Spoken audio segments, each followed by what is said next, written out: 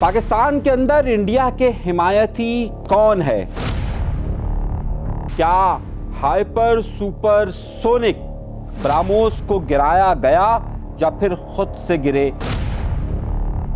एक टेक्निकल वजह पर बहुत अहम सवालात आपके सामने रखने वाला हूं।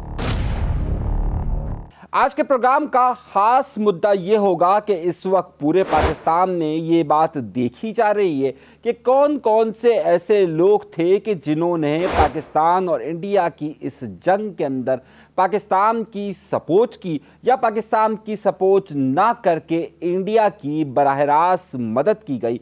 और जो दूसरा सवाल आज सब जगह पूछा जा रहा है और जिस जगह सब जगह बहस चल रही है वो ये हो रही है कि पाकिस्तान ने ब्रह्मोस को किस तरीके से गिराया और क्या सुपरसोनिक इन बैलिस्टिक मिसाइल्स को गिराने की ताकत पाकिस्तान के पास मौजूद थी या नहीं थी। आज इन दो बड़े अहम मौज़ूआत पर गुफ्तगू होगी और आपसे हमेशा की तरह ये दरख्वास्त होगी कि अगर आपने चैनल सब्सक्राइब नहीं किया तो सब्सक्राइब ज़रूर कीजिए।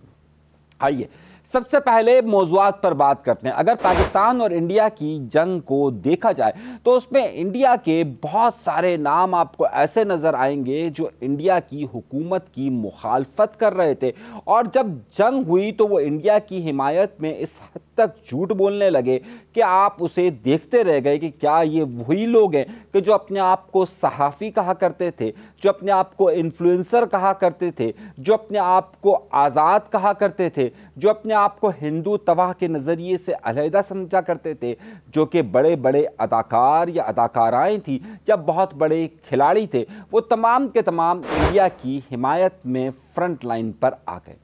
ऐसा नहीं हुआ कि पाकिस्तान के अंदर भी बहुत सारे लोगों ने अपने हुकूमत के साथ इख्तलाफात को या फिर इस्टाब्लिशमेंट के साथ इख्तलाफात को पसे पुश डालकर उनके साथ आगे बढ़कर उनकी न सिर्फ इस जंग में हिमायत की बल्कि इस जंग में हर अव्वल दस्ते का किरदार अदा किया।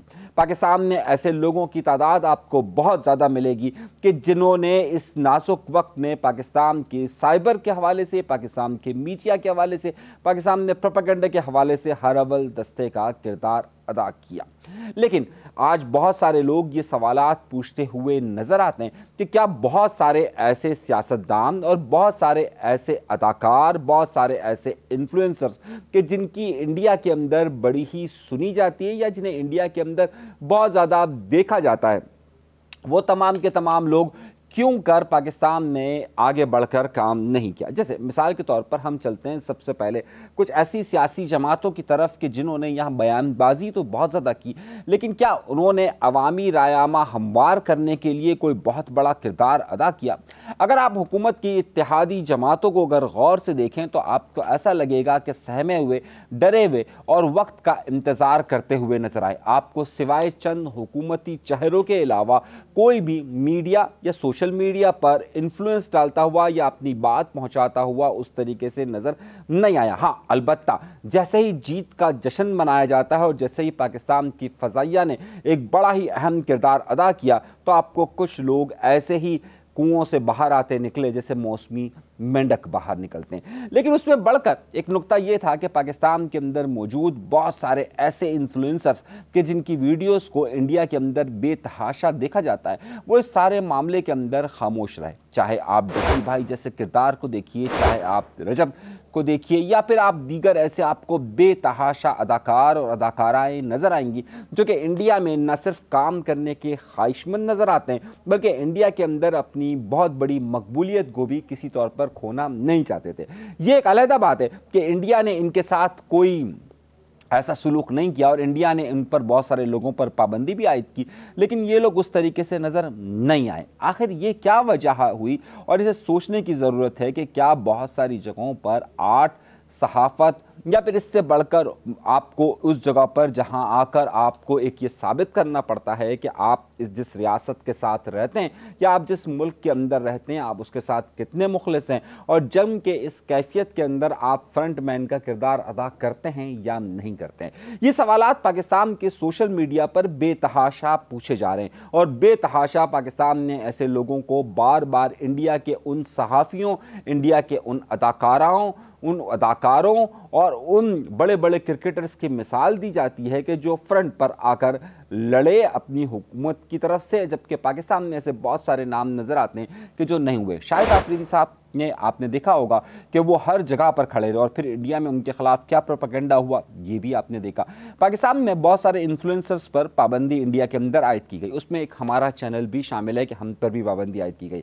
लेकिन आपने नहीं देखा होगा कि जिस तरीके से इंडिया में अगर किसी पर पाबंदी आयद की गई तो इंडिया के तमाम इन्फ्लुएंसर्स एक तरफ हुए, सहाफ़ी एक तरफ हुए, अदाकारा एक तरफ हुई, अदाकार एक तरफ हुए, खिलाड़ी एक तरफ हुए। लेकिन पाकिस्तान में इस तरह का मंजर चंद जगहों पर नहीं देखा गया। मैं ऐसा नहीं कह रहा कि सब, लेकिन पाकिस्तान की आवाम, पाकिस्तान की फ़ौज ने हर अव्वल दस्ते का किरदार अदा किया और जिस तरीके से वो लड़े, पाकिस्तान की आवाम जिस तरीके से पाकिस्तान की फ़ौज के साथ खड़ी हुई, इस तरीके से ये सवाल ज़रूर पूछा जाता है कि पाकिस्तान की कुछ सेलिब्रिटीज़ पाकिस्तान की आवाम और पाकिस्तान की फ़ौज के साथ क्यों खड़ी हुई। इसकी एक बहुत बड़ी वजह है। वजह यह है कि ये अपने आप को अक्सर इस बात से कहते हैं कि जनाब 8 सरहदों से पार होता है। देखिए 8 सरहदों से पार होता ज़रूर है, लेकिन 8 हमेशा इस कैफियत की नुमाइंदगी करता है कि आप उस वक्त जबकि हक और बातिल की जंग हो रही होती है, आप उस वक्त कहाँ खड़े होते हैं। आप बड़े बड़े मुसन्निफ़ीन, आप बड़े बड़े किरदारों को अगर आप देखिए तो आपको वाज़ेह तौर पर नज़र आएगा कि वो जंग की सूरत हाल में हक की तरफ खड़े हैं या बातिल की तरफ खड़े हैं या खामोश रहें। ऐसा नहीं हो सकता कि 8 इन सारी चीज़ों को महसूस नहीं करता। 8 महसूस भी करता है और उस वक्त उन सच्चे जज्बात की नुमाइंदगी भी करता है। तो जो लोग अगर इस बात को तो वजह बनाते हैं कि नहीं जी 8 को तो जो है वो बिल्कुल आज़ाद होना चाहिए, मैं ये समझता हूँ 8 को कम से कम हक के साथ ज़रूर खड़ा होना चाहिए और 8 हमेशा वही चीज़ पेश करता है कि जो उस वक्त हक पर हो। और इसीलिए मैं कहता हूँ कि बहुत सारे ऐसे लोग जो इस बात में छुपने की कोशिश करते हैं कि जनाब हम तो 8 तो सरहदों से बाहर होता है, मैं इसकी हमेशा मुखालफत करता हुआ नज़र आता हूँ। दूसरी बात, मुझसे बहुत सारे लोगों ने पूछा कि जनाब वाला आपने बहुत सारी टेक्निकल वीडियोस बनाई जिसमें आपने S-400 की तबाह पाकिस्तान ने किस तरह किया ये भी बताया। आपने ये भी बताया कि पाकिस्तान के मिसाइल्स किस हद तक और कहां पर अटैक करते हैं। आपने ये नहीं बताया कि ब्रह्मोस जैसे मिसाइल्स को पाकिस्तान ने किस तरीके से हदफ किया। आइए मैं आपको उसकी कुछ मिसालें दे देता हूँ। देखिए ब्रह्मोस, अगर आप ब्रह्मोस के नाम को अगर ज़रा सा देखें तो ये 2 नामों का मुखफ़फ़ है। एक है बरहमा जिसे कहा जाता है, ब्रह्मपुत्रा जिसे कहा जाता है जो कि इंडिया के अंदर एक है, और दूसरा जो है वो रूस के अंदर एक दरिया है जिसे मूस कहा जाता है। यानी कि बरहमा जो है ब्रह्मपुत्र से लिया गया है और मूस जो है वो रूस से लिया गया है और वहीं से निकला है ब्रह्मोस, यानी कि रशिया और इंडिया। अब आप कहेंगे कि मैंने ये मिसाल क्यों दी है, तो उसकी सबसे बड़ी वजह यह है कि दर हकीकत ब्रह्मोस का जो टेक्नोलॉजी है जो इंडिया को दी गई, जो 2001 के अंदर ये एग्रीमेंट हुआ, ये दर हकीकत रशियन कंपनी और इंडिया के दरमियान एक मुआहदे के तहत ये टेक्नोलॉजी इंडिया के अंदर बनी, लेकिन ये कंपनी के साथ जो ताउन है वो मुकम्मल तौर पर रशिया का है और रशिया की टेक्नोलॉजी वहाँ पर इस्तेमाल हुई है। इसलिए ब्रह्मोस दर हकीकत इंडिया और रशिया के दरमियान एक पैक्ट है। इसी तरीके से पाकिस्तान के जो बहुत ही अहम मिसाइल्स की जिनकी बात की जा रही है, जिसने इस वक्त इंडिया के अंदर नहीं बल्कि पूरी दुनिया के अंदर तहलका मचाया और जो उसने चीन से लिए हैं, जिसमें P-15E सीरीज़ है, वो बहुत ज़्यादा इंपॉर्टेंट है। लेकिन ज़ाहिर है आपका सवाल फिर वहीं रहेगा कि जब हमने बहुत सारी उन टेक्निकल मालूमात का जिक्र किया है तो हमने ब्रह्मोस के हवाले से क्यों उस पर जिक्र नहीं किया। तो मैं बेसिकली आपको ब्रह्मोस बताना चाह रहा हूँ। तो जो ब्रह्मोस की टेक्नोलॉजी है ये दर हकीकत रशिया से थी, तो रशिया ने इस टेक्नोलॉजी को दिया और रशिया ने जो टेक्नोलॉजी दी वहाँ पर उस पर इन्होंने इसे सुपर सोनिक, देखिए 3 तरह के बैलिस्टिक मिसाइल होते हैं। एक होते हैं सबसोनिक जो कि आवाज़ की रफ्तार से कम स्पीड से मूव करते हैं, अपने दूसरे होते हैं सुपरसोनिक के जो कि आवाज़ की स्पीड से 3 गुना ज़्यादा तेज़ी के साथ सफ़र करते हैं।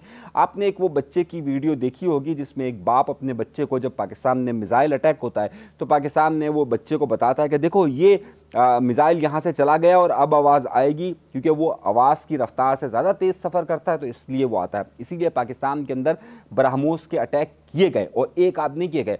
पाकिस्तान की जो DGISPR ने भी जब प्रेस कॉन्फ्रेंस की थी उसमें भी जो पाकिस्तान की फ़ज़ाइया की नुमाइंदगी कर रहे थे औरंगज़ेब साहब, उन्होंने वाज़ेह तौर पर कहा था कि ब्रह्मोस का अटैक हुआ और एक आध का नहीं हुआ बल्कि सैकड़ों की तादाद में ब्रह्मोस पाकिस्तान पर हमलावर हुए। लेकिन पाकिस्तान ने उन्हें बहुत कम ऐसे हैं कि जो या तो टारगेट पर लगे या टारगेट के करीब लगे, ज़्यादातर को हटा दिया गया। तो अब बहुत सारे लोगों ने मुझसे ये पूछा कि जब ब्रह्मोस की स्पीड सुपरसोनिक भी नहीं बल्कि कुछ लोग हाइपर सुपरसोनिक कहते हैं। हाइपर सुपरसोनिक का मतलब ये होता है कि ये आवाज़ की रफ्तार से 5 गुना तेज़ी के साथ सफ़र करते हैं। जब ये आवाज़ की रफ्तार से 5 गुना तेज़ी के साथ सफ़र करते हैं तो ऐसा कैसे हो सकता है कि पाकिस्तान में इसे पहुंचने से पहले ही या फिर उन्हें मेन जगहों पर हटा दिया जाए? देखिए, इसके लिए दो तरीके इस्तेमाल किए जाते हैं। एक होता है सॉफ्ट किल का तरीक़ेकार, जिसमें उनके सॉफ्टवेयर के अंदर एरर डेवलप किया जाता है, और जो दूसरा तरीका होता है वो होता है हार्ड किलिंग के, जिसमें बड़े मिसाइल से किया जाता है। अच्छा, पाकिस्तान सुपरसोनिक या हाइपर सुपरसोनिक की होते हैं कि वो अपने टारगेट तक पहुंचने के लिए आमतौर पर निचली परवास करते हैं ताकि वो जो रडार सिस्टम है उसे कहीं ना कहीं धोखा दे सके। लेकिन पाकिस्तान के पास जो RDS सिस्टम है कि जो रडार डिटेक्टर सिस्टम है पाकिस्तान के अंदर, वो इतना मजबूत है, और ख़ासतौर पर जो चाइना के साथ पाकिस्तान ने इसमें काम किया है वो इतना ज़बरदस्त है कि वो कनेक्ट है आपके पास AI टेक्नोलॉजीज़ के साथ भी, और हाइब्रिड और जो इलेक्ट्रॉनिक वॉरफेयर की जो पूरी सिस्टम है उसके साथ भी कनेक्ट है। तो पाकिस्तान ने, क्योंकि ये निचले लेवल पर मूव करते हैं, तो पाकिस्तान ने इस टेक्नोलॉजी का भरपूर इस्तेमाल किया। और जब पाकिस्तान के पास ये 3 स्टेप्स होते हैं, पहला होता है लॉन्चिंग पैड, जहाँ से लॉन्च किया जाता है, वहाँ से आप उसे रोक सकते हैं या वहाँ से आप उसको ख़त्म कर सकते हैं। दूसरा इसका तरीक़ेकार ये होता है कि जब वो जर्नी कर रहा होता है, यानी कि जब सफ़र कर रहा होता है उस वक्त, और जब वो अपनी मंजिल के करीब होता है। पाकिस्तान के पास जो रडार सिस्टम है उसमें जब ये लॉन्च हो रहे थे उस वक्त से मालूम था, और क्योंकि ये सैकड़ों की तादाद में आ रहे थे, तो हर वक्त इसमें पाकिस्तान के पास जो सिस्टम है उसमें ये तय होता था कि कौन सा ज़्यादा करीब है और कौन सा बहुत बड़े टारगेट पर गिराया जा रहा है, तो उसको वहीं पर रोका जाए। तो उस वजह से पाकिस्तान ने करीबन कोई सैकड़ों की तादाद में रोके, लेकिन चंद ऐसे थे कि जब ज़ाहिर एक जगह पर अगर 20-30 मिसाइल एक साथ फायर किए जाते हैं तो एक आध अपने टारगेट पर पहुंच सका, बाकी जो है वो टारगेट पर नहीं पहुंच सके। तो पाकिस्तान ने ब्रह्मोस को हर मुमकिन कोशिश की कि उन्हें जैमिंग भी कर सके, उनकी सॉफिंग भी कर सके, और उन्होंने उसे हर मुमकिन तरीके से रोकने की कोशिश की। तो पाकिस्तान ने जो ब्रह्मोस है उसे बहुत हद तक उसके सिस्टम को भी देख लिया था। अच्छा, अब मसला यह है कि पाकिस्तान ने सिस्टम को कैसे देखा, ये भी बड़ी हैरत अंगेज़ बात है। मैं आपको, बहुत कम लोगों को शायद ये बात मालूम होगी कि सन 2022 में एक ब्रह्मोस पाकिस्तान में गलती से आ गया था। आपको शायद पता होगा ये बात का, एक गलती से आ गया था। अब वो गलती से आ गया पाकिस्तान के अंदर, तो पाकिस्तान ने ये किया था कि उसकी रिवर्स इंजीनियरिंग की थी, और रिवर्स इंजीनियरिंग करते हुए पाकिस्तान ने ये जानने की कोशिश की थी कि आखिर ब्रह्मोस है क्या और किस तरीके से काम करता है, ये किस तरीके से वॉरहेड को लेके जा रहा होता है, या ये इसके अंदर जो इसका लॉन्चिंग पैड है वो किस तरीके का होगा, इसके अंदर जो सिस्टम लगे हुए हैं, जो सॉफ्टवेयर्स लगे हुए हैं जो इसको बताते हैं वो किस तरीके के लगे हुए हैं, ये सारी मालूमात पाकिस्तान के पास 2022 से मौजूद थी। इसलिए पाकिस्तान को ब्रह्मोस को रोकना इंतहाई आसान था, क्योंकि ब्रह्मोस की टेक्नोलॉजी को पाकिस्तान ने रिवर्स इंजीनियरिंग के जरिए ये बात मालूम कर ली थी कि इसके अंदर क्या क्या है और इसकी एरर्स कहाँ कहाँ पर मौजूद है। तो वो जो इंडिया से गलती से फायर हुआ था उसमें पाकिस्तान ने एक बड़ी कमांड हासिल कर ली थी। तो ये बात कह देना बड़ी अजीब होती है कि क्या पाकिस्तान के पास ऐसी टेक्नोलॉजी है कि पाकिस्तान हाइपर सुपरसोनिक, जो कि आवाज़ से 5 गुना ज़्यादा तेज़ी के साथ सफ़र करते हैं, उनको इतनी तेज़ी के साथ डिटेक्ट कर सकता है। ये किया है पाकिस्तान ने। अच्छा, अगर ये प्रैक्टिकली परफॉर्म चीज़ है तो इसमें ज़ाहिर कोई अब दो राय नहीं हो सकती कि ऐसा नहीं हुआ है, ऐसा हुआ है। तो जब हुआ है तो ज़ाहिर ब्रह्मोस को रोका है। तो पाकिस्तान की उन तमाम चीज़ों के बारे में जब हमने आपको पहले बताया था कि मिसाइल्स पाकिस्तान के कहाँ कहाँ अटैक हुए, फिर हमने आपको ये भी बात बताई थी कि किस तरीके से पाकिस्तान ने S-400 को तबाह किया। और उसके बाद हम आपको, क्योंकि सवाल मुझसे बार बार मुख्तलिफ लोगों ने पूछा कि ब्रह्मोस को पाकिस्तान ने किस तरीके से रोका, तो ब्रह्मोस की ये सारी टेक्नोलॉजी मौजूद थी। अच्छा, क्योंकि गुफ्तगू बहुत ज़्यादा तवील हो जाएगी और बहुत ज़्यादा लंबी हो जाएगी, इसलिए मैंने मुख्तसरन आपको बताया कि ये किस किस तरीके से पॉसिबल हुआ और कैसे पॉसिबल हुआ और कहाँ पर आकर ये पॉसिबल हुआ। ये पॉसिबल है। अगर बहुत सारे लोग ख्याली दुनिया में रहते हैं तो अलग बात है, लेकिन पाकिस्तान के पास जो टेक्नोलॉजी है, और अब ज़ाहिर दुनिया इसे तस्लीम कर रही है कि पाकिस्तान ने जो किया है वो एक भरपूर इसका इजहार है। यहाँ तक अभी तक के लिए इतना ही। ये सवाल क्योंकि आप लोगों ने बार बार पूछा था तो हमने टेक्निकली इसका जवाब देना बहुत ज़्यादा ज़रूरी था। अपना बहुत ज़्यादा ख्याल रखिएगा। अल्लाह तबारक व तआला आप सबको खुश खुरम रखे, आबाद रखे, सलामत रखे, कायम रखे। इजाज़त दीजिएगा अल्लाह ने के बाद।